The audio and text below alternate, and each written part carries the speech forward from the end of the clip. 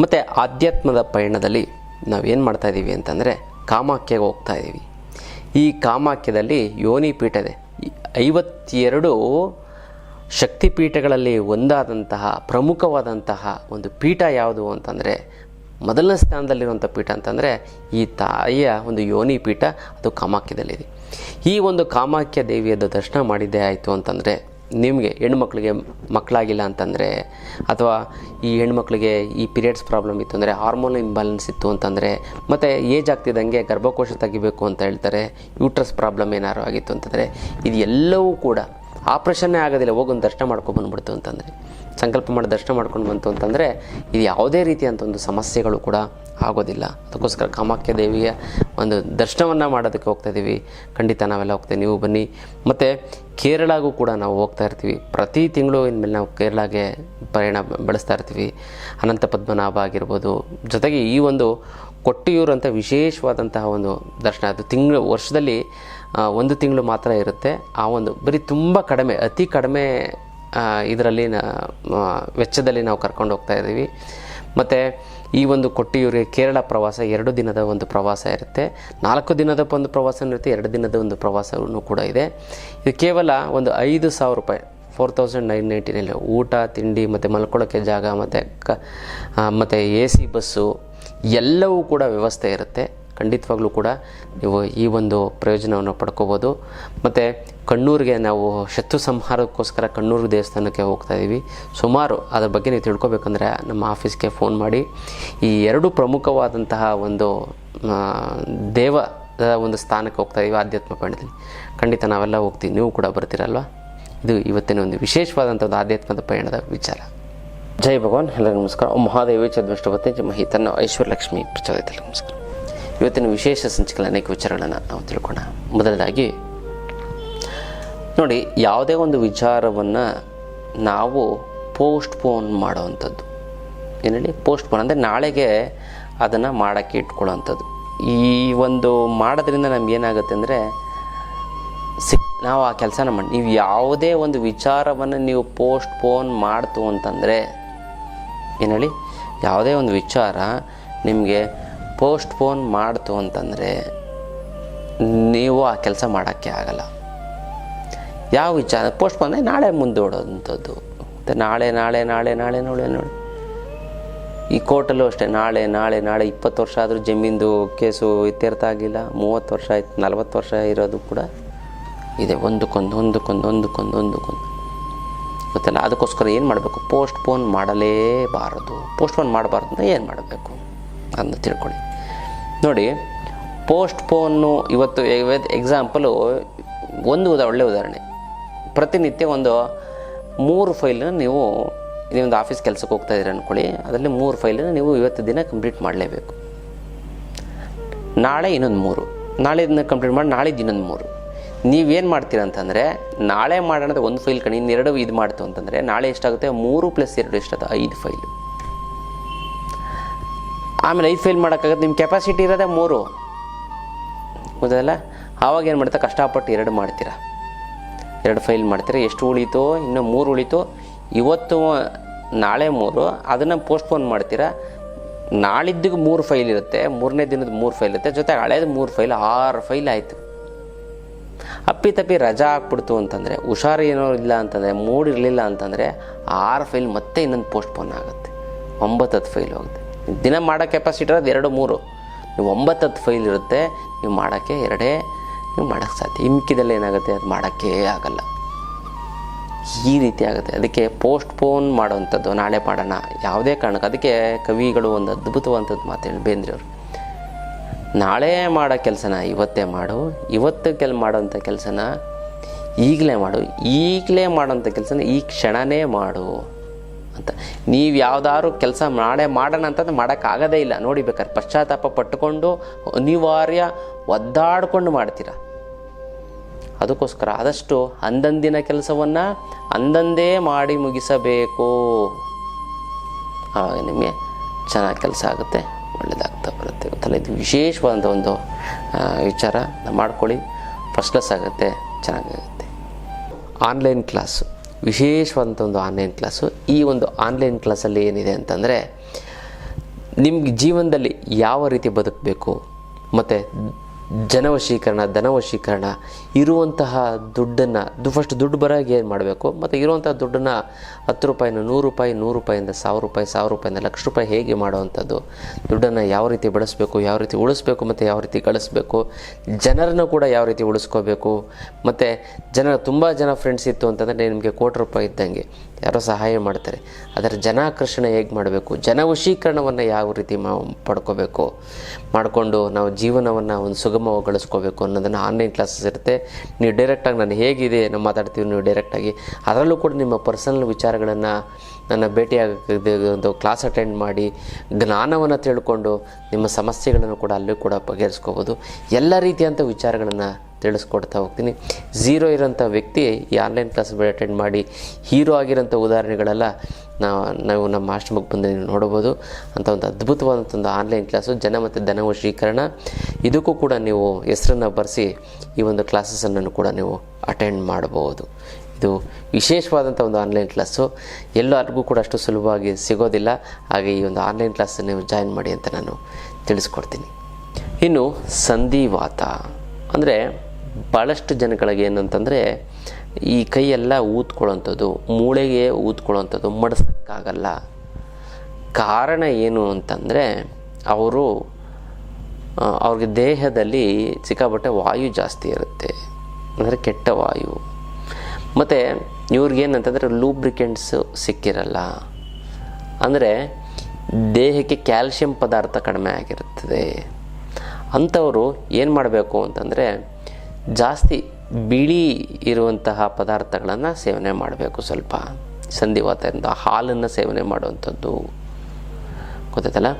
ಮತ್ತು ಹಾಲನ್ನು ಕೂಡ ಸೇವನೆ ಮಾಡಿ, ತೆಂಗಿನಕಾಯಿಯನ್ನು, ಹಸಿ ತೆಂಗಿನಕಾಯಿ ಅದನ್ನು ಕಟ್ ಮಾಡಿ ತುರಿದು ಅದನ್ನು ಹಾಕ್ಕೊಂಡು ಕೂಡ ಅದರಲ್ಲೂ ಕೂಡ ಒಳ್ಳೆಯ ಕ್ಯಾಲ್ಶಿಯಂ ಅನ್ನೋಂಥ ಪದಾರ್ಥಗಳು ಜಾಸ್ತಿ ಇರುತ್ತೆ. ಜೊತೆಗೆ ಈ ಸಂಧಿವಾತಕ್ಕೆ ಈ ಕೈಯೆಲ್ಲ ಹಿಂಗೆ ಸೆಟ್ಕೊಬಿಟ್ಟಿರ್ತವೆ, ಸ್ಟ್ರೈಟಾಗಿ ನೇಡ್ ಮಾಡೋಕ್ಕಾಗಲ್ಲ. ಈ ಥರದ್ದೆಲ್ಲ ತುಂಬ ಪೇಯ್ನ್ ಬೇರೆ ಆಗ್ತಾಯಿರ್ತದೆ. ಅದಕ್ಕೋಸ್ಕರ ಯಾವ ಮುದ್ರೆಯನ್ನು ಮಾಡಬೇಕು ಜೊತೆಗೆ ಅಂದರೆ ವಾಯು ಮುದ್ರೆ ಮಾಡಿ, ಹೆಬ್ಬೆರಳು ಪ್ಲಸ್ ತೋರ್ಬೆರಳು ಮಾಡಿಸ್ಬೇಕು. ಮಧ್ಯದ ಬೆರಳು, ಉಂಗುರದ ಬೆರಳು, ಕಿರುಳು ಬೆರಳನ್ನು ನೇರವಾಗಿರುವಂತೆ ಎಚ್ಚರ ವಹಿಸಬೇಕು. ಇದನ್ನು 25 ನಿಮಿಷಗಳ ಕಾಲ ಮಾಡ್ತಂದರೆ ಸಂಧಿವಾತ ಸಂಪೂರ್ಣವಾಗಿ ನಿವಾರಣೆ ಆಗುತ್ತದೆ. ಗೊತ್ತಲ್ಲ, ಇದನ್ನು ಮಾಡ್ಕೊಳ್ಳಿ, ತುಂಬ ಚೆನ್ನಾಗಿ, ತುಂಬ ಒಳ್ಳೆಯದಾಗ್ತಾ ಬರುತ್ತೆ. ಇದು ವಿಶೇಷವಂತ ಮುದ್ರೆಯ ವಿಚಾರ. ಈ ಅಕ್ಷಯ ಅಮಾವಾಸ್ಯೆಯ ದಿನ ಈ ಒಂದು ವಸ್ತುವನ್ನು ಇಟ್ಟು ನೀವು ಪೂಜೆ ಮಾಡಿದ್ದೇ ಆಯಿತು ಅಂದರೆ ನೀವು ಕೋಟ್ಯಾಧಿಪತಿಗಳಾಗ್ತೀರಾ. ಅಂಥ ಒಂದು ಅದ್ಭುತವಾದಂಥ ಒಂದು ಅಮಾವಾಸ್ಯೆ ಈ ಒಂದು ಅಕ್ಷಯ ಅಮಾವಾಸ್ಯೆ. ಈ ಅಮಾವಾಸ್ಯೆ ದಿನ ಯಾವುದೇ ಕಾರಣಕ್ಕೂ ನೀವು ಮಿಸ್ ಮಾಡ್ಕೋಬೇಡಿ. ಅದ್ಭುತವಾದಂಥ ಒಂದು ಅಮಾವಾಸ್ಯೆ ನೋಡಿ. ಈ ವಸ್ತುವನ್ನು, ಕೇವಲ ಒಂದು ವಸ್ತುವನ್ನು ಪೂಜೆ ಮಾಡೋದ್ರಿಂದ ನೀವು ಕೋಟ್ಯಾಧಿಪತಿಗಳಾಗುತ್ತೀರಾ ಅಂತಂದರೆ ಯಾಕೆ ನೀವು ಇದನ್ನು ತಂತ್ರವನ್ನು ಮಾಡಬಾರ್ದು ಅಂತ ನಾನು ಹೇಳ್ತೀನಿ. ನೋಡಿ, ಅದು ಯಾವ ಒಂದು ತಂತ್ರ ಅಂತ ತಿಳಿಸ್ಕೊಡ್ತೀನಿ. ಅದಕ್ಕಿಂತ ಮುಂಚೆ ನೀವು ವಿನಯ್ ಯೋಗಿ ಗುರುಜಿ ಅಂತ ಯೂಟ್ಯೂಬ್ ಚಾನಲ್ ಲೈಕ್ ಮಾಡಿ, ಸಬ್ಸ್ಕ್ರೈಬ್ ಆಗಿ, ಮತ್ತು ಬೆಲ್ ಬಟನ್ ಒತ್ತಿ, ಮತ್ತು ಫೇಸ್ಬುಕ್, ಇನ್ಸ್ಟಾಗ್ರಾಮಲ್ಲಿ ಕೂಡ ಲೈಕ್ ಮಾಡಿ, ಶೇರ್ ಮಾಡಿ, ಮತ್ತು ಫಾಲೋವನ್ನು ಮಾಡ್ಕೊಳ್ಳಿ.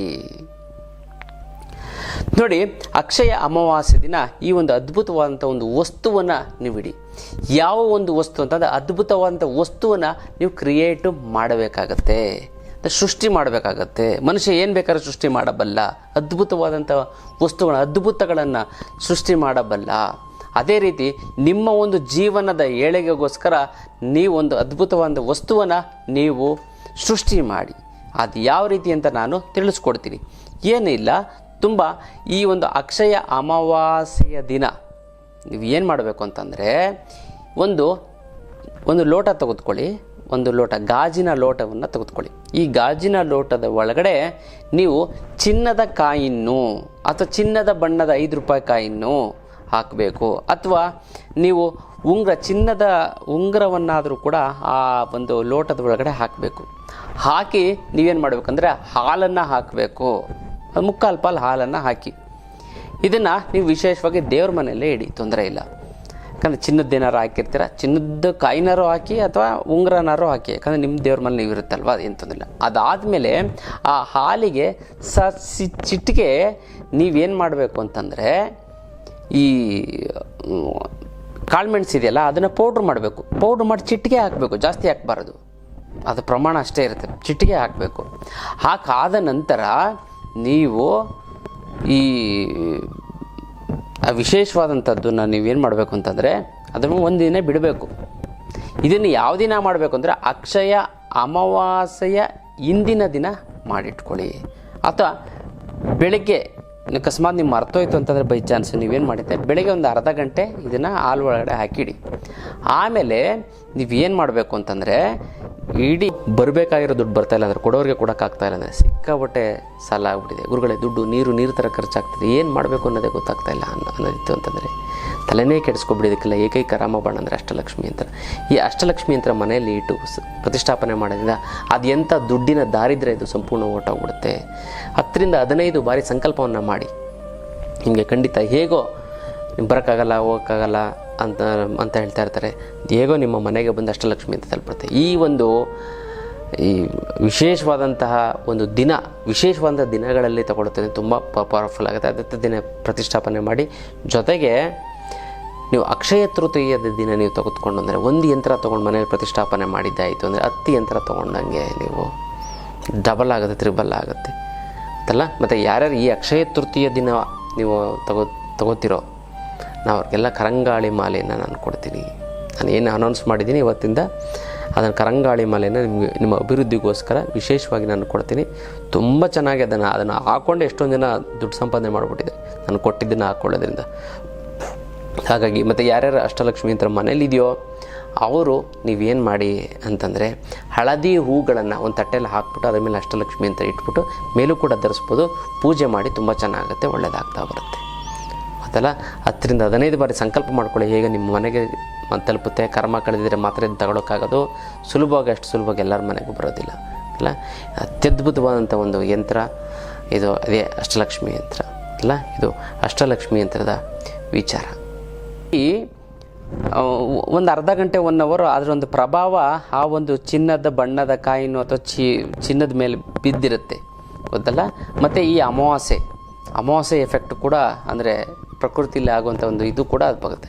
ಈ ಹಾಲನ್ನು ತೆಗೆದುಕೊಂಡೋಗಿ ಮರಕ್ಕೆ ಚೆಲ್ಲಾದ ನಂತರ ನೀವೊಂದು ಕಾಯಿನ್ ಇರುತ್ತಲ್ಲ ಅಥವಾ ಕಾಯಿನ್ನು ಅಥವಾ ವಸ್ತು, ಆ ವಸ್ತುವನ್ನು ನೀವೇನು ಮಾಡಬೇಕು, ಒಂದು ಬಟ್ಲು ತೊಗೊಳ್ಳಿ, ಆ ಬಟ್ಲು ಒಳಗಡೆ ಅದನ್ನು ಹಾಕಿ ಮತ್ತು ಹಳದಿ ಪುಷ್ಪವನ್ನು ಹಾಕಬೇಕು ಗೊತ್ತಲ್ಲ. ಹಳದಿ ಪುಷ್ಪವನ್ನು ಯಾವುದಾದ್ರೂ ಪರವಾಗಿಲ್ಲ, ಹಳದಿ ಬಣ್ಣದ ಪುಷ್ಪವನ್ನು ಹಾಕಿ ನೀವೇನು ಮಾಡಬೇಕು ಅಂತಂದರೆ ಅದರ ಮೇಲೆ ಕುಂಕುಮ ತೆಗೆದುಕೊಂಡು ಓಂ ಅಷ್ಟೈಶ್ವರ್ಯ ಲಕ್ಷ್ಮಿಯೇ ಸ್ವಾಹ, ಓಂ ಅಷ್ಟೈಶ್ವರ್ಯ ಲಕ್ಷ್ಮಿಯೇ ಸ್ವಾಹ ಅಂತ ಕುಂಕುಮಾರ್ಚನೆಯನ್ನು ಮಾಡಬೇಕು. ಕುಂಕುಮಾರ್ಚನೆ ಮಾಡಾದ ನಂತರ ಗೊತ್ತಲ್ಲ, ಇದು ಅಕ್ಷಯ ಮಾಸದ ದಿನ, ಅದರ ಒಂದು ಕುಂಕುಮವನ್ನು ತೆಗೆದುಕೊಂಡು ಹಣೆಗೆ ಇಟ್ಕೋಬೇಕು. ಆಮೇಲೆ ಆ ಕುಂಕುಮವನ್ನು ಡಬ್ಬಿಯಲ್ಲಿ ಇಟ್ಕೊಂಡು, ಕುಂಕುಮದ ಭರಣಿ ಅಂತ ಹೇಳ್ತಾರೆ, ಅದನ್ನು ತೆಗೆದುಕೊಂಡು ಇಟ್ಕೊಂಡು ಪ್ರತಿದಿನ ಹಚ್ಕೊಳ್ಬೇಕು. ಈ ಕುಂಕುಮಾರ್ಚನೆ ಮಾಡಿರ್ತಾರಲ್ಲ, ಈ ಕಾಯಿನ್ನೇನಾರು ಇತ್ತು ಅಂತಂದರೆ ಬೀರುವಿನಲ್ಲಿ ಎತ್ತಿ ಸೇಫಾಗಿ ಒಂದು ಕಡೆ ಇಡಿ. ಅದು ಉಂಗುರ ಏನಾದ್ರು ಚಿನ್ನದಿತ್ತು ಅಂದರೆ ನೀವು ಧರಿಸ್ಕೊಳ್ಳಿ. ಎಷ್ಟು ಬಟ್ ನೀವು ಅದನ್ನು ಹಾಕ್ಕೊಳ್ಳಿ, ಕೆಲವೇ ವರ್ಷಗಳಲ್ಲಿ, ಕೆಲವೇ ತಿಂಗಳುಗಳಲ್ಲಿ ನೀವು ಕೋಟ್ಯಾಧಿಪತಿ ಆಗ್ತೀರಿ. ಯಾರು ಪ್ರಾಮಾಣಿಕವಾಗಿ ಶ್ರದ್ಧೆ ಭಕ್ತಿಯಿಂದ ಇಟ್ಕೊಂಡು ಇದನ್ನು ಮಾಡ್ತೀರೋ ಅದು ಹಾಗೇ ಆಗತ್ತೆ. ಗುರುಗಳೇ ನಾನು ತಗೊಳ್ಳೋದೇ 10,000 ಕೋಟ್ಯಾಧಿಪತಿ ಆಗ್ಬಿಡ್ತೀನ ಅನ್ನೋ ಪ್ರಶ್ನೆ ಬೇಡ. ಸಂಕಲ್ಪ ಗಟ್ಟಿಯಾಗಿರಬೇಕು, ನಂಬಿಕೆ ಗಟ್ಟಿಯಾಗಿರಬೇಕು. ನೀವು ಮಾಡುವಂಥ ತಂತ್ರ ಅದರಲ್ಲಿ ನಿಮ್ಗೇನೊಂದು ಬುದ್ಧಿ ಓಡಿಸುತ್ತೆ, ಜ್ಞಾನ ತಿಳಿಸುತ್ತೆ, ಅಥವಾ ಒಂದು ಒಳ್ಳೆ ವಿಚಾರ, ಒಳ್ಳೆ ಸತ್ಸಂಗ ಅಥವಾ ಒಳ್ಳೆ ವ್ಯಕ್ತಿ ಪರಿಚಯ ಆಗಿ ನಿಮ್ಗೇನೋ ಒಂದು ಈಗಾಗಿಲ್ಲ ಅಂದ್ರೆ ಇನ್ ಫ್ಯೂಚರು ಹಾಗೇ ಆಗುತ್ತೆ ಗೊತ್ತಲ್ಲ. ಆ ನಂಬಿಕೆ ಇಟ್ಕೊಳ್ಳಿ, ಖಂಡಿತವಾಗ್ಲೂ ಇದು ಹಾಗೇ ಆಗುತ್ತೆ. ಮಾಡೇ ಮಾಡ್ತೀರಾ ನೀವು, ಹಾಗೇ ಆಗ್ತೀರಾ, ಆವಾಗ ನಾನು ನೆನೆಸ್ಕೋತೀರಾ ಗೊತ್ತಲ್ಲ. ಇದನ್ನು ಮಾಡ್ಕೊಳ್ಳಿ, ತುಂಬ ಚೆನ್ನಾಗುತ್ತೆ, ಒಳ್ಳೆಯದಾಗ. ಗುರುಗಳು ನನಗೆ ತುಂಬ ಏಜ್ ಆಗ್ಬಿಟ್ಟಿದೆ, 70 ವರ್ಷ ಏನು ಮಾಡಲಿ, ನಿಮ್ಮ ಮಕ್ಕಳಿಗೆ ಕೋಟ್ಯಾಧಿಪತಿ ಆಗ್ತಾರೆ, ಯಾಕೆ ತಲೆ ಕೆಡಿಸ್ಕೋತೀರಾ? ನೀವು ಮಾಡಿ, ಕುಂಕುಮವನ್ನು ಅವ್ರಿಗೂ ಕೂಡ ಇಡಿ, ಮಾಡಿ, ತುಂಬ ಚೆನ್ನಾಗುತ್ತೆ, ಒಳ್ಳೆಯದಾಗ್ತಾ ಬರುತ್ತೆ. ಮತ್ತು ಯಾರ್ಯಾರು ವಿಶೇಷವಾಗಿ ಈ ಅಕ್ಷಯ ತೃತೀಯ ದಿನ ಗುರುಗಳೇ ನಮಗೊಂದು ಸಂಕಲ್ಪ ಮಾಡಿ ನಮ್ಮ ಹೆಸರಲ್ಲಿ ಏನಂತಂದರೆ ನಿಮ್ಮ ಹೆಸರನ್ನು ಅಲ್ಲಿ ಕಮೆಂಟ್ ಮಾಡಿ, ಅಮ್ಮ ಮಹಾಲಕ್ಷ್ಮಿ ನಿನ್ನ ಆಶೀರ್ವಾದ ಸದಾ ನನ್ನ ಮೇಲೆ ಇರ್ತೀನಿ, ಶತಕೋಟಿ ನಮಸ್ಕಾರ ಅಂತ ಕಮೆಂಟ್ ಮಾಡಿ ಕಳಿಸಿ. ನಾನು ಸಂಕಲ್ಪವನ್ನು ಮಾಡ್ತೀನಿ, ತಂತ್ರವನ್ನು ಮಾಡಿ ಒಂದಕ್ಕೊಂದು ಸೇರಿ ತುಂಬ ಚೆನ್ನಾಗುತ್ತೆ, ಒಳ್ಳೆಯದಾಗ್ತಾ ಬರುತ್ತೆ. ಇದು ವಿಶೇಷವಾದ ಒಂದು ತಂತ್ರದ ವಿಚಾರ. ಇನ್ನಷ್ಟು ವಿಚಾರ ತಿಳಿಸ್ಕೊಡ್ತೀನಿ ಮುಂದಿನ ಸಂಚಿಕೆಯಲ್ಲಿ. ಅಲ್ಲಿವರೆಗೂ